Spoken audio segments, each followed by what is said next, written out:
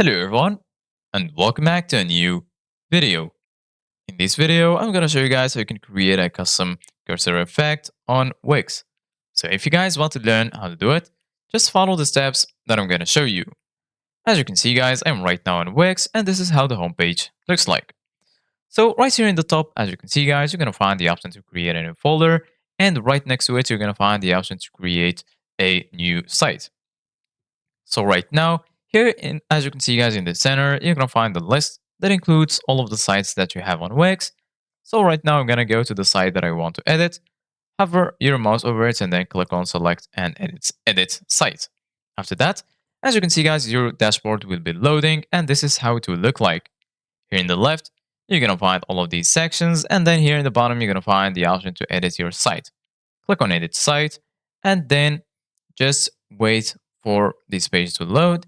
Basically, guys, this is gonna be the editor for your Wix site. Once it's loaded, this is how it will look like.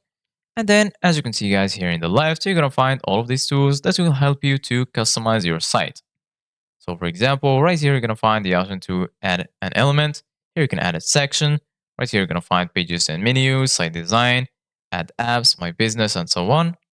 Go ahead and click on add apps. And then here you're going to find app market and also custom apps. So I'm going to click on app market. And this is basically going to be the app store for Wix. Go to search apps. And then you can search for an app that has custom cursors. So I'm going to type cursor. And then just wait for it to load. And as you can see, guys, there is a lot of applications that you can choose from. For example, I'm going to choose this one, animated cursor glue cells. So we're going to click on it. And then you can just click on add to site. Once you do that, go ahead and click on agree and add. Check this box and click on agree and add. And then just wait for it to load.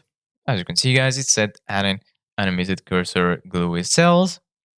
So right now it's configuring. Just wait for it until it finishes loading. And then as you can see, guys, you're going to find the design preset right here. You can just select it and then you're good to go. Once you select it, it will be added right here. And then once you finish, you can just click on save to save all of your changes. Thank you guys for watching. See you guys in the next video.